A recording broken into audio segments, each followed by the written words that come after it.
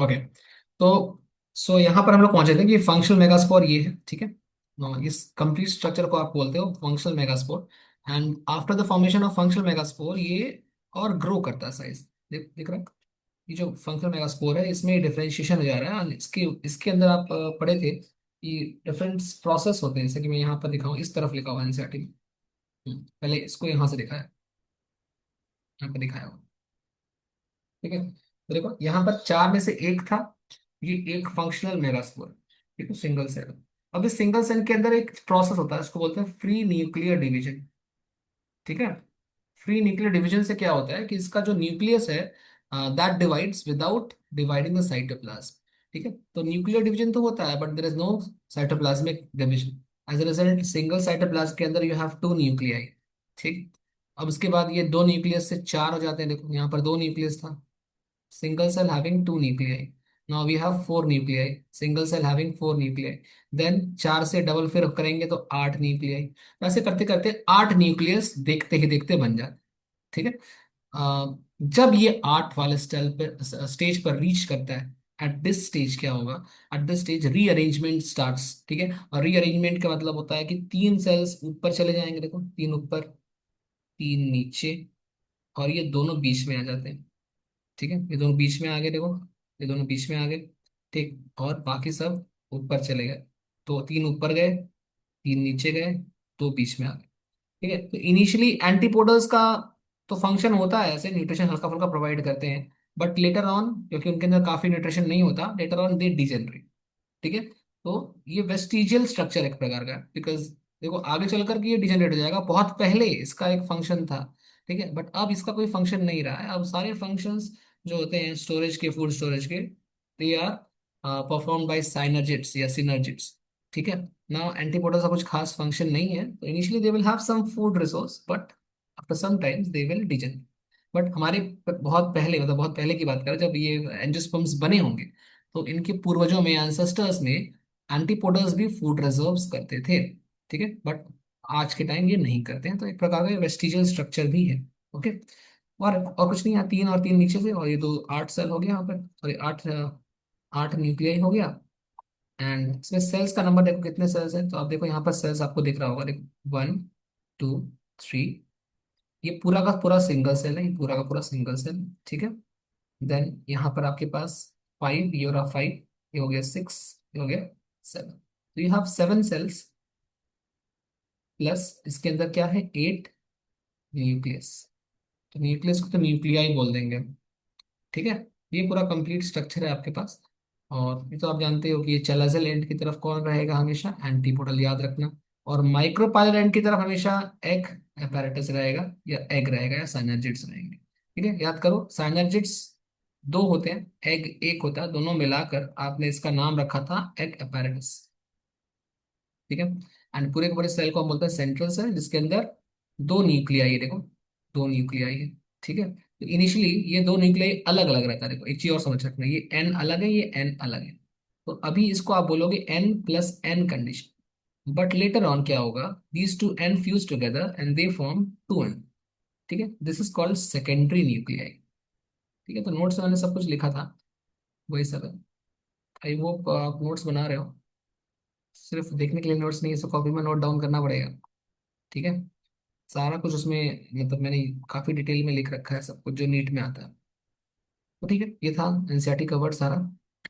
चलो आगे बढ़ते हैं। अगर कोई डाउट है एनसीईआरटी में तो बताना। देखो एनसीईआरटी पढ़ना बहुत इंपॉर्टेंट होता है, तो मैं उसको बहुत इज्जत देता हूँ एनसीईआरटी को, क्योंकि क्वेश्चन सारे एनसीईआरटी से आएंगे, ठीक है। तो आप भले एक्स्ट्रा पढ़ लो, जैसे मैंने जो पढ़ाया वो काफी इन डेप्थ पढ़ाया था, जितना रिक्वायर्ड उससे ज्यादा ही पढ़ाया, ठीक।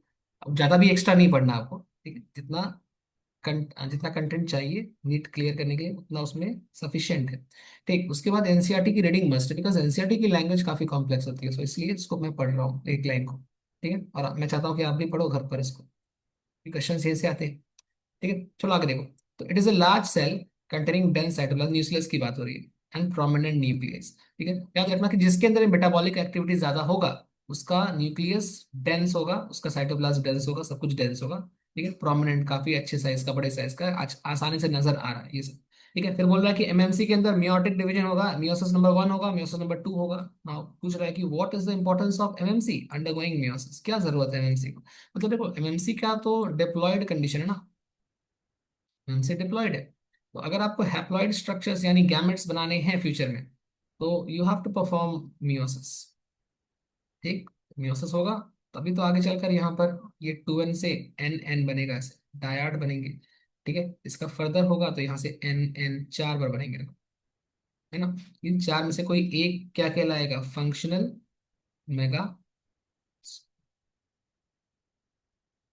आई होप आपको क्लियर है सब कुछ।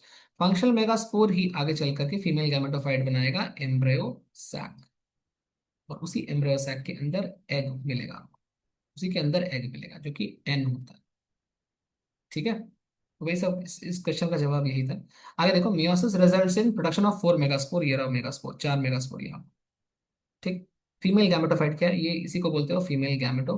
तो पहला प्रोसेस तो था कि मियोसिस करना है, नेक्स्ट था कि फीमेल गैमेटोफाइट बनाना है। गैमेटोफाइट वो स्ट्रक्चर होता है जो गैमेट बनाता है।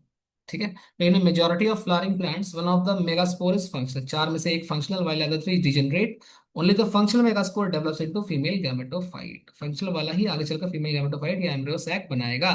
ठीक है, इसको हम लोग बोलते हैं मोनोस्पोरिक डेवलपमेंट, बिकॉज एक ही मेगास्पोर आगे चलकर हमारे काम आ रहा है। मोनोस्पोरिक, मोनो मीन सिंगल, ठीक है, स्पोरिक मतलब मेगास्पोर। तो फिर क्वेश्चन पूछा what is the ploidy of number of cells in nucleus. देखो न्यूक्लियस तो डिप्लॉयड था, ठीक है, इस हम लोग लास्ट क्लास किए थे। एमएमसी डिप्लॉयड था। फंक्शनल मेगास्पोर, जो फंक्शनल मेगास्पोर यहाँ पर हैप्लॉयड है। ठीक है, फीमेल गैमेटोफाइट हैप्लॉयड। ठीक है, तो ऐसे क्वेश्चन डायरेक्टली आते हैं नीट में। ठीक है, तो यहाँ से सारे हो गए। आई होप ये ओके है, आगे बढ़ जाए, आगे बढ़े। एक बार देख लो, कोई डाउट किसी को। चलो आगे बढ़ते हैं, नेक्स्ट पेज पर आ जाइए। Let us study the formation of embryo sac in details. ठीक है, nucleus of functional megaspore divides, वही सब है जो मैं अभी समझाया आपको। पहले दो सेल बनेगा, ठीक है, तो ये सब समझ चुके ऑलरेडी। दो दो न्यूक्लियस बनेगा, सॉरी। ठीक, उसके बाद चार बनेगा, फिर आठ बनेगा। बोल रहा है two more sequential mitotic nuclear division result in formation. ठीक है, दो बार और होगा तो चार बनेगा, फिर आठ बनेगा। ठीक है, it is of interest to note that these मitotic divisions are strictly free nuclear, that is nuclear division तो होता है बट साइटोप्लाज्म का डिवीजन नहीं होता। ठीक है, वही लिख रहा है कि अभी तो न्यूक्लियर डिवाइड करेगा and they are not immediately followed by cell wall formation. Cytoplasm अभी डिवाइड नहीं कर रहा, बट हाँ in future it will divide, but not right now, अभी तो डिवाइड नहीं कर रहा। ठीक है, आफ्टर 8 न्यूक्लिएट स्टेज, जब ऐसा हो जाता है तब सेल वॉल बनना शुरू होता है।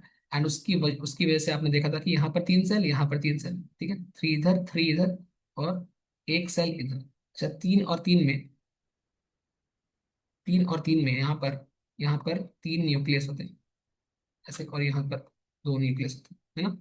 कुल मिलाकर अगर आप नंबर ऑफ सेल्स गिनोगे तो सेल्स का नंबर तो 7 है, बट न्यूक्लियस का नंबर 8 है। ठीक है, ऐसे करके। नेक्स्ट देखो, टिपिकल फीमेल गैमेटोफाइट और एम्ब्रियोसाइट्स को बोलते हैं। ठीक है, ऑलराइट, आगे देखो। Next, observe the distribution of cells, ये डिस्ट्रीब्यूशन आपने देख ही लिया ऑलरेडी। अच्छा, एक बात और, अगर मैं बोल रहा हूँ कि इधर माइक्रोपाइलर, मान लो इधर माइक्रोपाइलर एंड है, तो इधर क्या होना चाहिए, इधर होना चाहिए एग apparatus। जिस तरफ माइक्रोपाइलर एंड है वहीं पर एग apparatus हो, चाहे उसको ऊपर बनाओ चाहे नीचे बनाओ। जैसे मैं इसको अगर ऊपर बना दूं, मैं बोलूँ माइक्रोपाइलर नीचे है इस बार, तो एग apparatus भी कहाँ पे होगा, नीचे होगा। ठीक है, तो आप उसको ऊपर नीचे कैसे कर सकते हो, बट याद रखना कि जिस तरफ एग apparatus है वो हमेशा माइक्रोपाइलर एंड है, और जिस तरफ एंटीपोडल सेल्स है, ठीक है, उस तरफ हमेशा चैलाजियल एंड है। ये याद रखना इसको। ठीक है, तो वही सब लिखा है कि इसका डिस्ट्रीब्यूशन कैसा है, एक बार देखो। और फिर 6 of the 8 nucleus surround by cell walls. ठीक, दो न्यूक्लियस को सेंट्रल सेल बोलते हैं, इसको सेंट्रल सेल बोलते हैं, देख ही चुके थे। और इसके अंदर जो न्यूक्लियस है, दो न्यूक्लियस है, उसको पोलर न्यूक्लियाई कहते हैं, इसको पोलर न्यूक्लियाई कहते हैं। और इसके नीचे एग apparatus होता है। ठीक है, तो एग apparatus यहाँ बना सकते हो, यहाँ बना सकते हो, डिपेंड कर रहा है कि आपने माइक्रोपाइल कहाँ पर बनाया, ये बात ओके है। ठीक है, नेक्स्ट देखिए। नेक्स्ट देखो, there is a characteristic distribution of cells within embryo। ठीक है, embryo sac, 3 cells are grouped together। फिर से वही बात, जब माइक्रोपाइलर एंड की तरफ की बात होगी तो उसको आप एग apparatus कहोगे। ठीक है, एंड एग apparatus के अंदर दो चीजें होती हैं, दो साइनर्जेट होता है और एक एग सेल। ये सब का सब एन है। ठीक है, ये दोनों साइनर्जेट एन एन है, ये भी एन, सबकी प्लॉइडी एन है। Okay, साइनर्जेट्स have a special cellular thickening, इसको फिलिफॉर्म apparatus कहते हैं। ठीक है। इसके अंदर सेलुलोज की थिकनिंग होती है, पेक्टिन की थिकनिंग होती है, इसको फिलिफॉर्म apparatus कहते हैं। ये गाइड करता है जिसको, ये पॉलन ट्यूब को गाइड करता है। जब आप पॉलिनेशन के बाद फर्टिलाइजेशन पढ़ोगे तो वहां पर ये दोबारा से आएगा, ठीक है, देखेंगे उसको। तो ये गाइड करवाता है, ठीक है। आगे देखो, three cells are at the chalazal end are called antipodals, ठीक। Central cell as mentioned has two polar nuclei, फिर से इसको क्या बोलोगे, एट न्यूक्लिएट सेवन। ओके, बहुत बार रिपीट कर दिया मैंने, चलो आगे बढ़ते हैं। अब देखो पॉलिनेशन यहाँ से स्टार्ट है, जो हमने लास्ट क्लास पढ़ा था वो भी, और जो आज पढ़ा वो भी। ठीक, तो खत्म किया जाए, 15 मिनट मुझे और लगेगा मेरे ख्याल से। Let's see. देखिए, in the preceding sections you have learn that the male and female gametes are produce in pollen grain. कह रहा है कि पोलन ग्रेन में आपने पढ़ा है कि मेल गैमेट बनता है, फीमेल गैमेट एम्ब्रियो सैक में बनता है। And since both of them are non motile, देखो मेल और फीमेल दोनों ही नॉन मोटाइल, ये चीज ध्यान रखना। जैसे कि ह्यूमंस के केस में मेल इज मोटाइल, ठीक, but female is non motile. But इस वाले केस में क्या होता है, दोनों नॉन मोटाइल, ठीक है। And since they are non motile, both of them are non motile, तो इनको एक साथ लाना पड़ेगा, ठीक है। तो कैसे कर सकते हैं, with the help of pollination. आप मेल और फीमेल गैमेट्स को टुगेदर कैसे लाओगे, with the help of pollination, ठीक है। वही कह रहा, तो कह रहा देखो कि ट्रांसफर ऑफ पोलन ग्रेन्स, तो स्टिग्मा ऑफ पिस्टिस कॉल्ड पॉलिनेशन। वही पोलन ग्रेन्स का ट्रांसफर करो फ्रॉम एंथर, ये एंथर है मान लो, एंथर से पोलन निकला और स्टिग्मा पे लैंड कर गया, this process is called pollination, stigma process called pollination, ठीक। कह रहा है कि कैसे कर सकते हैं पॉलिनेशन, लिस्ट बना सकते हो, तो आप फर्स्ट पढ़ो कि काइंड्स ऑफ पॉलिनेशन क्या होता है, ठीक है। काइंड्स ऑफ पॉलिनेशन का मतलब हो गया, देखो थ्री टाइप्स के मिलनी, मैंने इसको अच्छे से डिवाइड किया था लास्ट क्लास में, ठीक है। वो आपको याद आ रहा होगा अगर आपने क्लास किया होगा तो देखो फर्स्ट ऑटोगैमी बोलते हैं। ऑटोगैमी क्या होता है, देखो ऑटोगैमी का मतलब हो गया कि सेम फ्लावर होगा, ठीक है। शॉर्ट शॉर्ट में याद रखो कि अगर ये एक फ्लावर है और इसके ठीक नीचे एक और फ्लावर, बट मैं सिर्फ एक फ्लावर की बात कर रहा हूँ, मैं इसकी बात ही नहीं कर रहा। अगर एक ही फ्लावर के अंदर जो स्टेमन है, ठीक है, और जो पिस्टल है, दोनों आपस में पॉलिनेशन कर लें, एक फ्लावर के अंदर ही हो जाए, तो आप उसको बोलोगे ऑटोगैमी, ठीक है। तो वही कह रहा है, transfer pollen grains from anther to stigma of the same flower, ठीक है। दूसरा फ्लावर का बात ही नहीं आया, ठीक है। In normal flower which opens and exposes the anther और stigma, complete autogamy is rather rare, ठीक है। मतलब कह रहा है कि अगर कोई, फिर हमने ये भी पढ़ा था ना, दो प्रकार का और फ्लावर होता है, इसमें तो क्लियर लिखा नहीं है एनसीईआरटी में, जो लास्ट क्लास में पढ़े थे, क्लिस्टोगैमस होता है और एक कैस्मोगैमस होता है। कैस्मोगैमस ओपन फ्लावर होते हैं। कह रहा है कि अगर कोई फ्लावर ओपन है ना, तो उसमें रेयरली ऐसा सेल्फ पॉलिनेशन होगा। लेकिन अगर कोई फ्लावर क्रिस्टोगैमस यानी क्लोज फ्लावर है, तो उसमें 100% चांस है कि ये ऑटोगैमी होगा, बिकॉज बाहर से कोई आने का चांस ही नहीं है। अगर फ्लावर क्लोज्ड है तो बाहर से कोई पॉलन आ ही नहीं सकता, 100% आपके पास यहाँ पर ऑटोगैमी हो जाएगी। तो ऑटोगैमी इन such flowers requires Synchrony, Synchrony मतलब सेम टाइम पर पॉलन निकलना चाहिए और सेम टाइम पर स्टिग्मा को रिसेप्टिव होना चाहिए, स्टिग्मा उसको रिसीव करने लायक बना होना चाहिए, ठीक है। और दोनों एक दूसरे के पास पास भी होने चाहिए। नेक्स्ट पॉइंट में भी लिखा कि anthers and stigma should lie close to each other, ठीक है, सो दैट सेल्फ फॉर्मेशन कहना था, पास पास होना चाहिए, ठीक। अब कुछ एग्जांपल्स, जैसे कि वायोला एक प्लांट है, कॉमन पैंसी बोलते हैं इसको, एक्सैलिस कॉमिलिना, इसके अंदर दो प्रकार के फ्लावर, तो फिर से देखो कैस्मोगैमस जो कि ओपन है, ठीक है, एक्सपोज्ड एंथर ओपन फ्लावर, और एक होता है क्लिस्टोगैमस जो क्लोज होता है। तो वही हम लोग बोल रहे हैं, जो हम लोग पढ़े वही sir. In such flowers anther stigma lie close to each other, ठीक है। फिर बोला कि एंथर जब डिहाइस करता है, निकलता है, तो पोलन ग्रेन जो है स्टिग्मा कांटेक्ट में आते हैं और इससे पोलिनेशन हो जाता है, ठीक है। तो वही कह रहा है कि क्लिस्टोगैमस आर इनवेरिएबली ऑटोगैमस, 100% चांस है यहाँ पर कि बिना किसी वेरिएशन के 100% चांस है कि क्लिस्टोगैमस में ऑटोगैमस यानी ऑटोगैमी होगा। There is no chance of cross pollen landing, cross pollination का कोई चांस ही नहीं, क्योंकि फ्लावर बंद है ना, बाहर से कैसे आया, कोई कोई आ ही नहीं सकता। जो भी होगा फ्लावर के अंदर होगा, ठीक है। तो इससे आप अश्योर हो सकते हो कि सीड तो बनेगा ही, क्योंकि पॉलिनेशन हो गया तो फर्टिलाइजेशन भी होगा, फर्टिलाइजेशन हो गया तो सीड भी बनेगा ही, तो यू आर 100% श्योर कि सीड बनने वाला है। अश्योर्ड सीड सेट बोलते हैं इसको, even in absence of pollinator, pollinator की कोई जरूरत ही नहीं है, ये खुद ब खुद अपना काम कर ले रहा है, ठीक है। अब आप बताओ कि क्या ये क्लिस्टोग्रामी एडवांटेजेस है कि डिसएडवांटेज, हम लोग लास्ट पास पढ़े थे कि अगर हम देखें पॉलिनेटर के सेंस में सीड सेट मिल रहा है कि नहीं, इस सेंस में तो it is advantages because it is self dependent. But in terms of genetics it is disadvantages, because genetics में वेरिएशंस आने का एक ही सोर्स है, वो है क्रॉस पॉलिनेशन या क्रॉस फर्टिलाइजेशन, जो यहाँ नहीं हो रहा। तो दोनों की बात आप कर सकते हो, you can also right advantage का कुछ पॉइंट एंड डिसएडवांटेज का भी कुछ पॉइंट आप मेंशन कर दें, ठीक है। वही सर, चलो आगे देखो, यहाँ से कोई डाउट किसी को, सबके आंसर्स यहाँ नोट्स में है एनसीईआरटी के, ठीक है। फिर देखो आगे बढ़ते हैं, आगे बढ़ते हैं, चलो जिटोनोगैमी की बात करते हैं। तो जिटोनोगैमी में क्या, फिर से क्या कंसेप्ट रहेगा कि देखो फ्लावर अलग अलग रहेगा बट प्लांट सेम रहेगा। ठीक है, मान लो कि इस फ्लावर का एंथर है, ये एंथर यहाँ पर स्टिग्मा ने रिसीव कर दिया। फ्लावर तो अलग अलग है, तो ये फ्लावर नंबर 1 है एंड ये फ्लावर नंबर, दो फ्लावर्स है, बट प्लांट क्या है, प्लांट तो सेम है, वन ही प्लांट है but you have two flowers. ठीक है, दैट इज कॉल्ड जिटोनोगैमी। ठीक है, वही कह रहा है, another flower of same plant. Transfer किसके किसके बीच है, दो फ्लावर के बीच of same plant, same plant. देखो प्लांट तो सेम है, तो एक टाइप से ये क्या हो गया, एक प्रकार से ये ऑटोगैमी ही टाइप का हुआ ना। मतलब जेनेटिकली इसमें वेरिएशन तो नहीं आया कुछ, क्योंकि प्लांट का तो जेनेटिक सेम ही रहा। बट इस प्रोसेस के अनुसार अगर आप बात करोगे अकॉर्डिंग टू प्रोसेस, तो ये एक प्रकार से दो अलग अलग फ्लावर के बीच हो रहा है, तो टेक्निकली आप बोलो कि ये एक तरह से क्रॉस पोलिनेशन का एग्जाम्पल है। ठीक है, कोई सब आगे लिखा देखो, although geitonogamy is functionally cross pollination, function के आधार पर या टेक्निकली आप देखो ये क्रॉस पोलिनेशन है, बिकॉज इसमें दो अलग अलग फ्लावर इन्वॉल्व। ठीक है, इन्वॉल्विंग ऐसा भी हो सकता है कि यहाँ से एक मधुमक्खी आई और यहाँ बैठी और फिर यहाँ पर आ गई होगी। ठीक है, तो ऐसा भी हो सकता है कि यहाँ पर पॉलिनेटिंग एजेंट का इस्तेमाल किया गया। ठीक, बट जेनेटिकली एक ही प्लांट है ना दोनों फ्लावर, तो जेनेटिकली इट इज सिमिलर, तो इसलिए ऑटोगैमी को भी ये रिप्रेजेंट करता है, तो ये दोनों के बीच का है एक तरह से। ठीक है, तो हम बोलेंगे genetically it is autogamy but functionally it is cross pollination. ठीक है, ओके।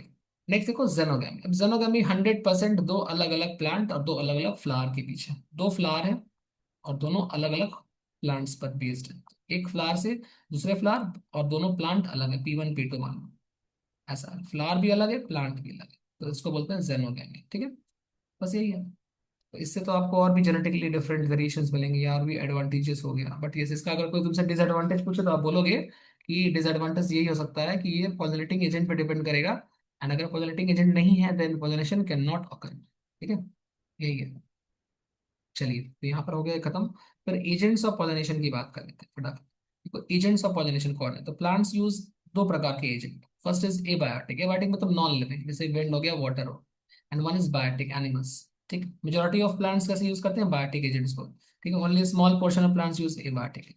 ठीक है, हम लोग पढ़े थे कि जो प्रिमिटिव प्लांट्स होते हैं ना वो लोग एबायोटिक एजेंट पर डिपेंड करते हैं, बट जो एडवांस प्लांट्स है जैसे कि जिम्नोस्पर्म्स, एंजियोस्पर्म्स, ये लोग बायोटिक एजेंट पर ज्यादा डिपेंडेंट है। ठीक है, तो pollen grains come in contact with stigma is chance factor, chance factor होता है, हो सकता है पोलन ग्रेन स्टिग्मा के कांटेक्ट में आए या ना भी आए। ठीक है, तो इसीलिए क्योंकि हम लोग श्योर नहीं है कि हमेशा विंड के थ्रू और वाटर के थ्रू हमेशा पॉलिनेशन हो ही जाएगा, हम इसमें श्योर नहीं है, that's why we have to produce या plants have to produce large quantities of pollen. ठीक है, सो दैट कंपनसेट करना पड़ेगा, लिखा है to compensate for this uncertainties and associated loss of pollen, तो बहुत सारे पोलन ग्रेन्स लूज कर देगा ये, और बिकॉज उतना सारा लॉस जब इसको होगा, बिकॉज इतना सारा पोलन तो निकल रहा है, मान लो 1 करोड़ पोलन निकला, मान लो उस 1 करोड़ में से सिर्फ 1,000 ही पॉलिनेशन कर पाया, बाकी सबका सब तो गिर गया यहाँ वहां जाकर, रास्ता भटक गया, सही जगह पर लैंड नहीं कर पाया।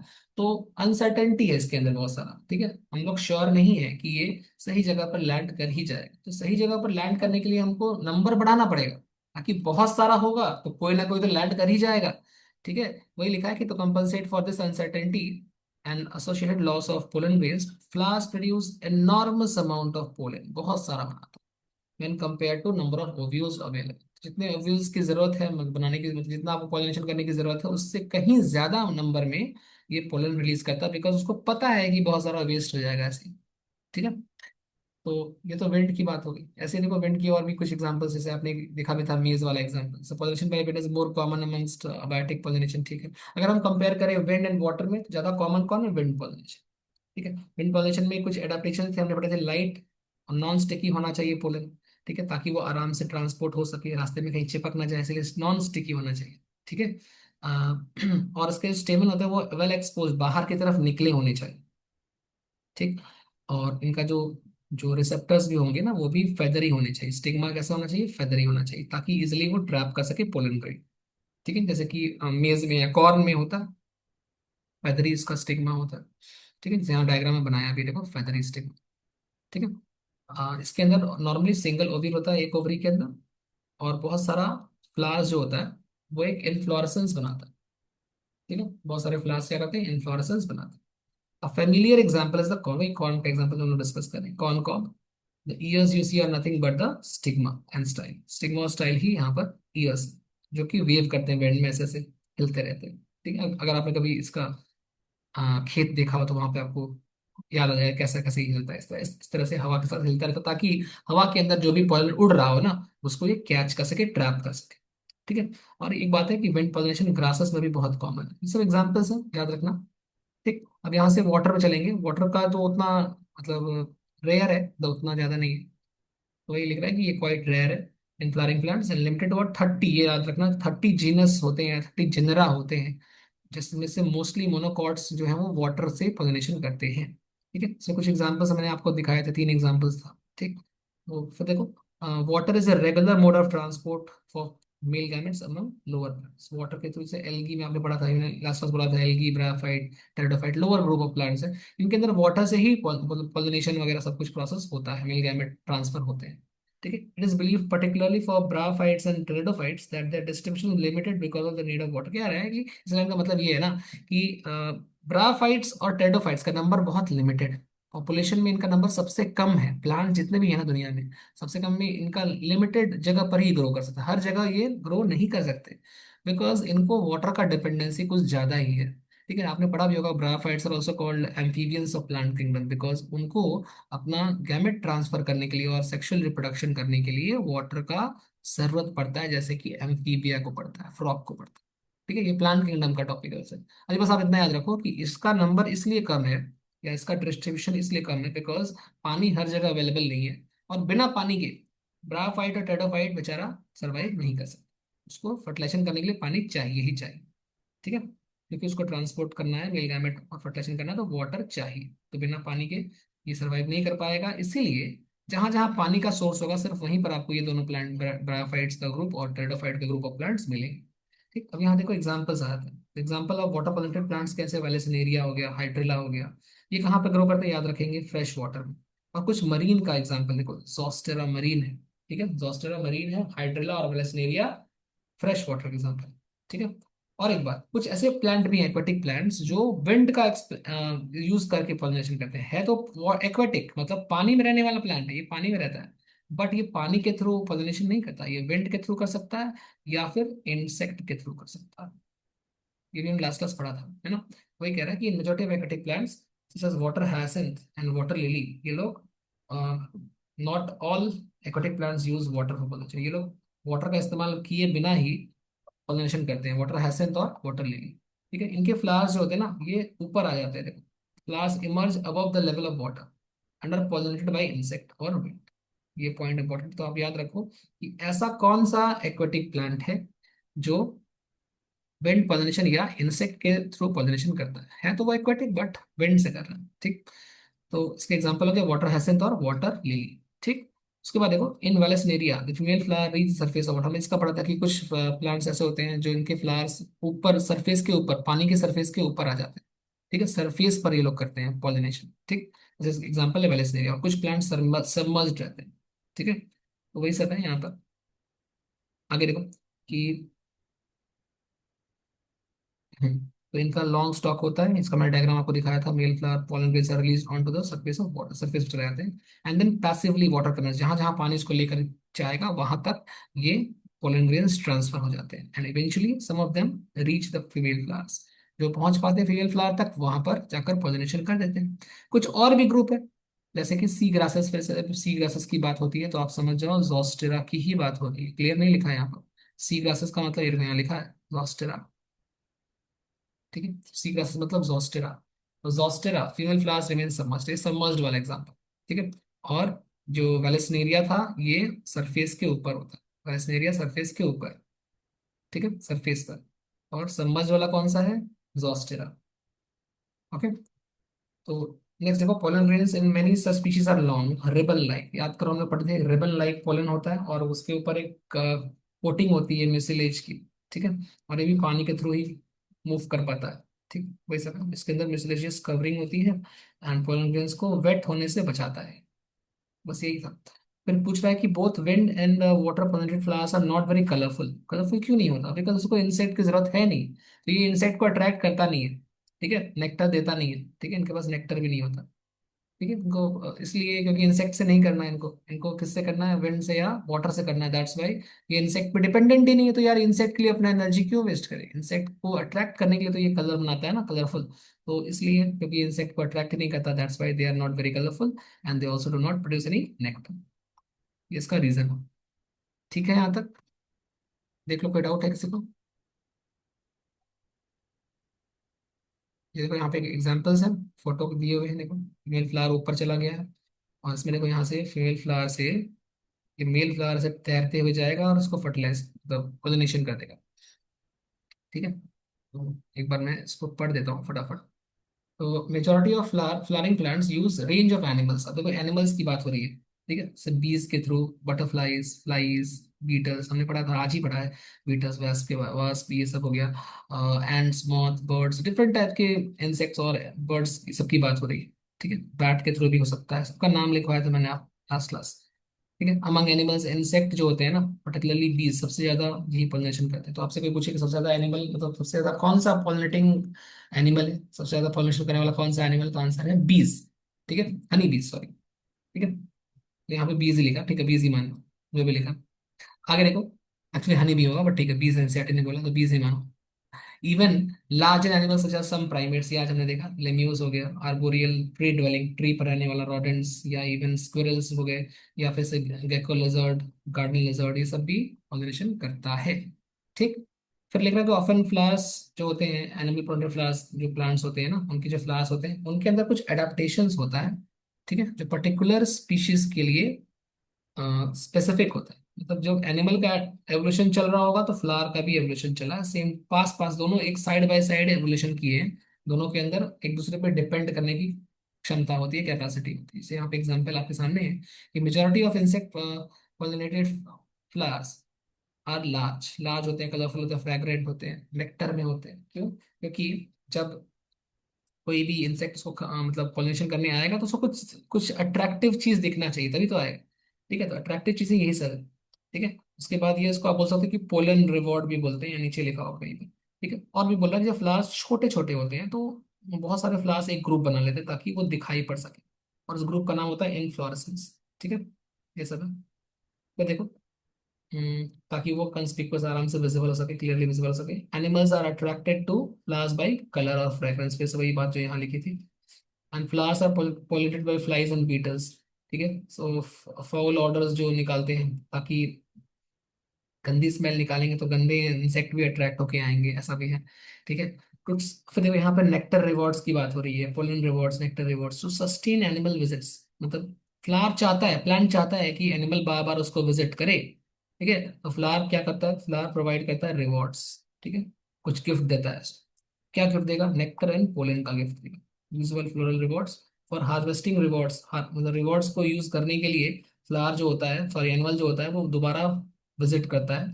और जब दोबारा विजिट करता है तो ऑब्वियसली जब दोबारा विजिट विजिट करेगा तो पोलिनेशन कर देगा। ठीक है, ऐसे चलता रहता है। तो the body of animal gets a coating of pollen grains, animal की बॉडी में कोटिंग लग जाती है पोलन ग्रेन्स की, which generally stick to animal pollinated flower, वही पोलन ग्रेन्स का ट्रांसफर हो जाता है, इस तरह से पोलिनेशन कंप्लीट।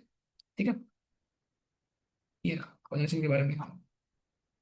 फिर देखो, हम लोग पढ़े थे मौत के बारे में। देखो मौत के बारे में यहाँ देखो, in some species of floral rewards are in providing safe places to lay eggs. Example क्या है, टॉलेस्ट फ्लावर का नाम हम लोग आज ही पढ़े, एमोर्फोफेलिस। ठीक, 6 फीट का इसका हाइट होता है। Similar relationship exist between a species of moth, yucca की बात हो रही है, yucca moth, yucca moth and yucca, plant का नाम भी यूका है और उसका मौत का नाम भी यूका मौत है। ठीक है, क्योंकि दोनों का एवोल्यूशन साथ साथ हुआ, दोनों एक दूसरे के बिना नहीं रह सकता। Where both species moth and the flower या plant can not complete their life cycle without each other, एक दूसरे के बिना नहीं रह सकता।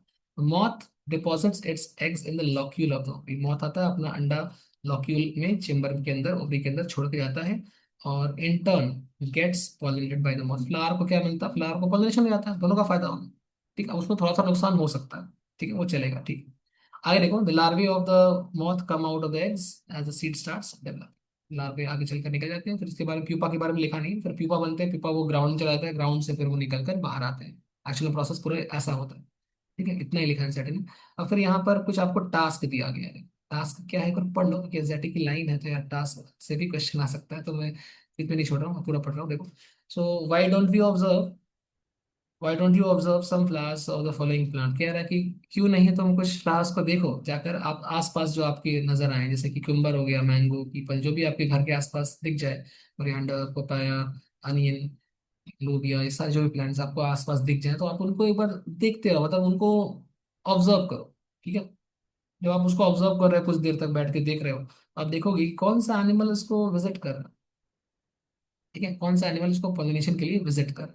थोड़ा सा पेशेंस, धैर्य रखना पड़ेगा आपको, पेशेंस के साथ उसको देखना पड़ेगा फ्यू डेज तक, और देखना कौन कौन सा एनिमल्स अलग अलग टाइम में उसको, और कोई काम अगर नहीं है आपके पास तो आप ये काम कर सकते हैं, ऐसा एनसीईआरटी ने लिखा है। तो एक बार चेक करो कि वहां पर कौन सा एनिमल उसको विजिट कर रहा है, ठीक है, और वो क्यों विजिट कर रहा है, क्या देख कर फ्लावर के पास आ, तो फ्लावर में ऐसा क्या है जो उसको देख, जो उसको अट्रैक्ट कर रहा है, क्या उसके पेटल्स उसको अट्रैक्ट कर रहे हैं, या नेक्टर खाने के लिए वो आ रहा है, या कुछ और है ऐसा, ठीक है। तो वो क्या कैरेक्टर है उसका जो उसको अट्रैक्ट कर रहा है। Carefully observe if any of the visitors come in contact with the anthers, क्या अब जब उसको देख रहे हो तो देखो क्या एंथर्स और स्टिग्मा के कांटेक्ट में आए क्या, आप जब उसको ऑब्जर्व करो तो आपको दिखेगा कि अच्छा एंथर से टच हो रहा है, फिर स्टिग्मा पे लैंड कर रहा है कैसे, ठीक है। तो जब ऐसा होगा ना, तभी आप बोलोगे as only such visitors can bring about pollination, तब आप कह सकते हो हाँ वो नेक्टर खाया तो पॉलिनेशन भी किया, लेकिन कुछ एनिमल्स या इंसेक्ट ऐसे होंगे जो सिर्फ नेक्टर खा के चले जाएंगे, आपको वो भी दिखाई पड़ेगा, ठीक है, वो पॉलिनेशन नहीं करेंगे।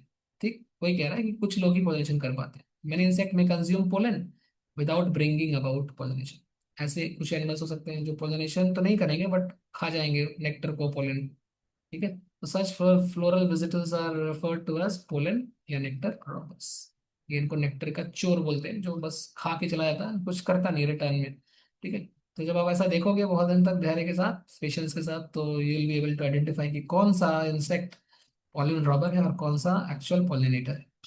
यू मे और may not be able to identify pollinators, but हो सकता है कि आप इतना कष्ट करके देखें और फिर भी आप आइडेंटिफाई ना कर पाए कि एक्चुअल पॉलिनेटर है भी कि नहीं है, या वो जस्ट वो रॉबर ही है, हो सकता है आप आइडेंटिफाई कर भी लो।